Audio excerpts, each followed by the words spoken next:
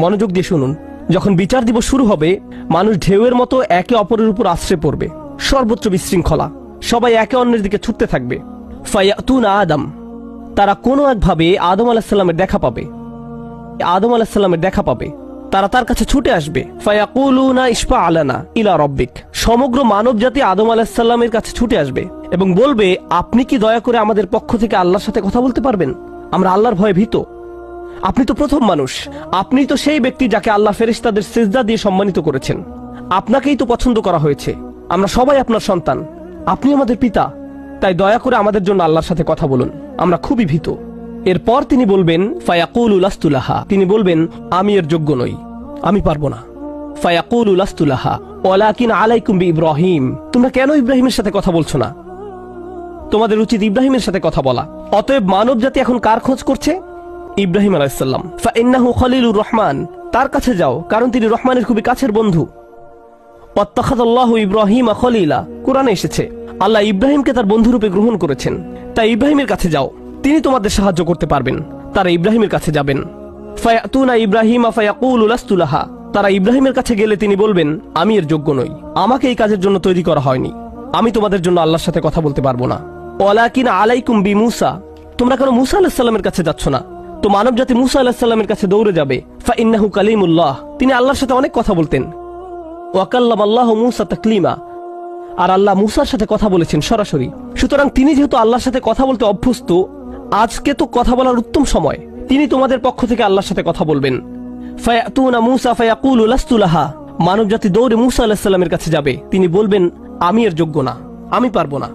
ওয়ালাকিন আলাইকুম বিঈসা, তোমরা ঈসা আলাইহিস সালামের কাছে কেন যাচ্ছ না? ফাইন্নাহু রূহুল্লাহ ওয়া কালিমাতুহু, তিনি হলেন আল্লাহর দেওয়া রূহ এবং তিনি আল্লাহর কালিমা, আল্লাহর হুকুমে তিনি অলৌকিকভাবে জন্মগ্রহণ করেন। কুন ফায়াকুন, অতএব তিনি যেহেতু সকল রাসূলদের মাঝে বিশেষ মর্যাদার অধিকারী, তার কাছে যাও, তার সাথে কথা বলো। সকল মানুষ দৌড়ে ঈসা আলাইহিস সালামের কাছে যাবে। ফায়াকুলু লাস্তু লাহা, তিনি বলবেন, আমি পারবো না, এই কাজ আমার জন্য নয়, আমাকে এই কাজের জন্য তৈরি করা হয়নি। তারপর তিনি বলবেন, ওয়ালাকিন আলাইকুম বিমুহাম্মাদিন সাল্লাল্লাহু আলাইহি ওয়াসাল্লাম, মানব জাতি তোমাদেরকে মুহাম্মদ সাল্লাল্লাহু আলাইহি ওয়াসাল্লামের কাছে যেতে হবে। মানুষেরা তখন রাসূলুল্লাহ সাল্লাল্লাহু আলাইহি ওয়াসাল্লামের কাছে যাবে। এখন রাসূল সাল্লাল্লাহু আলাইহি ওয়াসাল্লাম আমাদের বলছেন, ফায়াতুনি ফাআকুল, সবাই তখন আমার কাছে আসবে আর আমি তাদেরকে বলবো। এখন রাসূল সাল্লাল্লাহু আলাইহি ওয়াসাল্লাম আমাদের বলছেন, আনা লাহা, আমার জন্য এই কাজ, আমি এই কাজের যোগ্য। আনা লাহা ফাআস্তাযিনু আলা রাব্বি, প্রসঙ্গত আমি আপনাদেরকে আরো বলার পূর্বে বিচার দিনের একটা দৃশ্য হলো, আল্লাহ বলেন, ইয়াউমা ইয়াকুমুর রূহু ওয়াল মালাইকাতু সাফফান লা ইয়াতাকাল্লামুনা ইল্লা মান আযিনা লাহুর রহমান ওয়া ক্বালা সাওয়াবা, যেদিন রূহ ও ফেরেশতাগণ সারিবদ্ধভাবে দাঁড়াবে, এমন এক সময় থাকবে যখন কেউ কথা বলতে পারবে না, এমন এক ধরনের নীরবতা, এমন নীরবতা বিরাজ করবে যার কথা মানবজাতি কোনোদিন শোনেনি, এমন ধরনের নীরবতার অস্তিত্ব কখনো কোনোদিন ছিল না। সেই রকম পিনপতন নীরবতায় আল্লাহ বলেন, লা ইয়াতাকাল্লামুন, কেউ কথা বলতে পারবে না, ইল্লা মান আযিনা লাহুর রহমান, দয়াময় আল্লাহ যাকে অনুমতি দিবেন সে ব্যতীত, আর তিনি হলেন মুহাম্মদুর রাসূলুল্লাহ সাল্লাল্লাহু আলাইহি সাল্লাম। তিনি এমন সময় আল্লাহর কাছে আসবেন যখন সৃষ্টির কারো একটি শব্দ করার অনুমতি থাকবে না, সৃষ্টির কারো কোনো আওয়াজ শোনা যাবে না। তিনি আল্লাহর সামনে এসে আল্লাহর কাছে কথা বলার অনুমতি চাইবেন। ফায়ুযানু লি, তিনি বলেন, আমাকে কথা বলার অনুমতি দেওয়া হবে।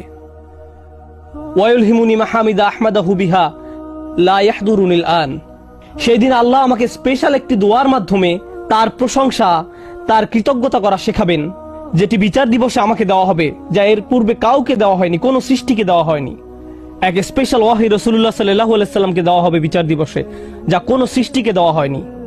আর তিনি সেই দিন সে স্পেশাল উপায়ে আল্লাহর প্রশংসা করবেন, লা ইয়াহদুরুনিল আন, আর সেই ওহী এখনো আমার কাছে আসেনি, সেই দোয়া এখনো আমি জানি না। ফা আহমাদাহু বিতিলকাল মাহামিদ, তারপর আমি আল্লাহর দেওয়া সেই স্পেশাল বাক্যগুলোর মাধ্যমে আল্লাহর প্রশংসা করব। ওয়া আখিরু লাহু সাজিদান, আমি সেই বাক্যগুলো উচ্চারণ করার পর আল্লাহর সমীপে সিজদায় অবনত হব। কিয়ামতের দিনে দৃশ্যপটে রাসূলুল্লাহ সাল্লাল্লাহু আলাইহি সাল্লাম এমন জায়গায় থাকবেন, এই অবস্থাকে বলা হয় মাকাম মাহমুদা, একটা স্টেশন, অথবা বলতে পারেন এমন একটা স্টেজ যা প্রশংসিত, আর মানবজাতি সেটা প্রত্যক্ষ করবে। আমরা সবাই এটা দেখতে পাবো, আমরা সবাই তখন নিশ্চুপ থাকবো, আর তিনি সিজদায় পড়ে যাবেন। তিনি যখন সিজদায় পড়ে যাবেন তখন আল্লাহ আযজা ওয়া জাল্লা তার সাথে কথা বলবেন।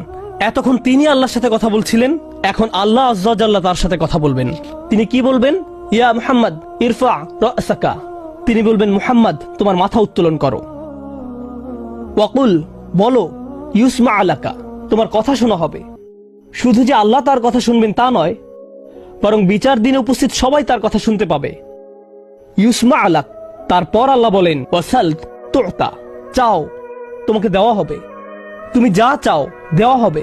কিয়ামতের দিন আল্লাহর একটি সৃষ্টি কেমন পজিশনে থাকলে আমরা সবাই যখন আল্লাহর নিকট ভিক্ষা চাচ্ছি, আতমিম লানা নূরানা ওয়াগফির লানা, হে আমাদের পালনকর্তা আমাদের নূরকে পূর্ণ করে দিন এবং আমাদেরকে ক্ষমা করুন, এই কথা বলে আমরা আল্লাহ আজ্জা ওয়া জাল্লার কাছে কাকুতি মিনতি করতে থাকবো। আর এখানে আল্লাহ তার এই সৃষ্টিকে বলছেন, তুমি চাও, তুমি যা চাও আমি দিব, সাল তুতা। এই হলো আমাদের রাসূল সাল্লাল্লাহু আলাইহি সাল্লাম। তারপর আল্লাহ বলবেন, ওয়াশফা তুমি যদি কারো পক্ষ থেকে কথা বলতে চাও, তুমি যদি কারো ব্যাপারে সুপারিশ করতে চাও, যাও সুপারিশ করো। তুশাফা আমি তোমাকে অন্য মানুষদের পক্ষ হয়ে কথা বলার অধিকার দিলাম। তুশাফা এই গ্যারান্টি আল্লাহ তার রাসূল সাল্লাল্লাহু আলাইহি সাল্লামকে দিয়েছেন। ফাকুলু ইয়া রব, তখন আমি বলবো ইয়া রব, উম্মতি উম্মতি, তিনি সর্বসাকুল্যে এই কথা বলবেন, এটাই তার সম্পূর্ণ বাক্য, আমার উম্মাহ আমার উম্মাহ, আমার মানুষ আমার মানুষ। কিয়ামতের দিন সবাই বলবে, নাফসি নাফসি, আমি নিজে আমি নিজে আমি নিজে। আল্লাহর নবীরা যারা মানুষকে আল্লাহর দ্বীনে আনার জন্য দিবারাত্রি পরিশ্রম করে গিয়েছেন, যেমন ইব্রাহিম আলাইহিস সালাম, যার এই দুনিয়ায় থাকাকালীন সময়ে শুধু একটাই উদ্বেগ ছিল মানুষের মুক্তি। বিচারের দিনে তিনি বলবেন, না যাও অন্য কোথায় যাও, যাও মুসার সাথে কথা বলো। মুসা আলাইহিস সালাম যিনি বনি ইসরাইল নিয়ে চিন্তিত ছিলেন, তিনি বলবেন, না যাও ঈসার সাথে গিয়ে কথা বলো। আর আমাদের রাসূল সাল্লাল্লাহু আলাইহি সাল্লাম বলবেন, প্রসঙ্গত কোরআনে কিয়ামত দিবসের যে ভয়াবহতার কথা বর্ণনা করা হয়েছে তা একবার চিন্তা করে দেখুন। ইয়াউমা তারাউনাহা তাযহালু কুল্লু মুরদিআতিন আম্মা আরদাআত, প্রত্যেক মা যে তার বাচ্চাকে দুধ খাওয়াচ্ছে তার বাচ্চাকে ফেলে দিবে যেন সে কিছুই না। ইয়াফিরুল মারউ মিন আখিহি ওয়া উম্মিহি ওয়া আবিহি, সেদিন মানুষ তার ভাইয়ের কাছ থেকে পালাবে, মায়ের কাছ থেকে পালাবে, বাবার কাছ থেকে পালাবে, ওয়া সাহিবাতিহি ওয়া বানিহি, তার স্ত্রীর কাছ থেকে পালাবে, ছেলে মেয়ের কাছ থেকে পালাবে। আপনাদের কেউ কেউ হয়তো ইতিমধ্যে স্ত্রীর কাছ থেকে পালিয়ে বেড়ান, তাই আপনাদের কাছে হয়তো এটা অতটা ভীতিপ্রদ নয়। এই আয়াত হয়তো আপনার জন্য ভয়ের নয়। কেউ কেউ ভাবছে অবশেষে